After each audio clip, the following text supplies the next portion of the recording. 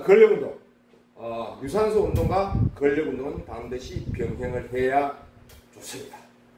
근력 운동 하면서도 호흡을 잘 함으로써 유산소 운동도 약간은 포함되도록 믹스해서 운동하는 것이 아주 좋습니다.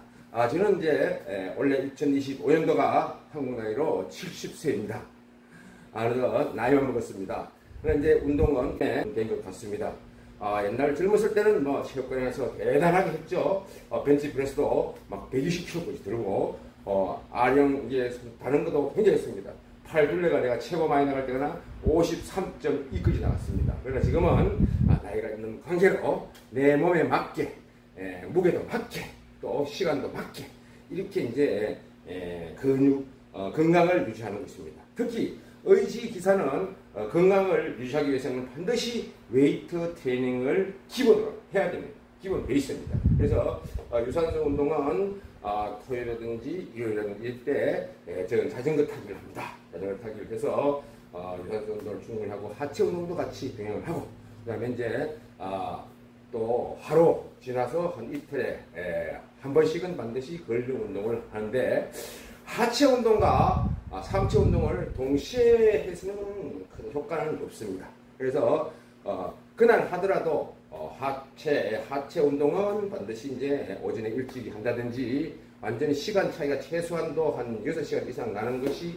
좋습니다. 우리 몸에서 근육의 영양소를 갖다가 근육을 키워줄 때 발달되려면 이제 같이 병행하는 것보다는 어느 한 특정 부위만 해서 또 오늘 하고 다음에는 또 다른 부위하고, 이런 것이 이 근육을 키우는 데는 좋고, 저 같은 경우에는 이제 근육을 키운다기보다도 근력을 그대로 유지하는 것, 그게 중요한 것입니다. 그러니까 여러분들도 건강을 위해서 전문의와 상담을 통해서 반드시 유산소 운동과 또 근력 운동을 반드시 해야 하는 것이 좋습니다. 운동은 보통 이제 하루 하고 매일 하는 것보다도 하루 하고 그 다음날, 또는 때로는 한 이틀, 3일에 한 번씩, 반드시 일주일에 최소한도 두세 번은 반드시 해야 되는 거. 또 그리고 운동을 할 때, 근력 운동이나 유산소 운동할 때 어느 정도 한계까지는 해야 됩니다. 또 해야 됩니다. 그래서 들 때도 마찬가지로, 물론 숫자를 세지만 한계까지,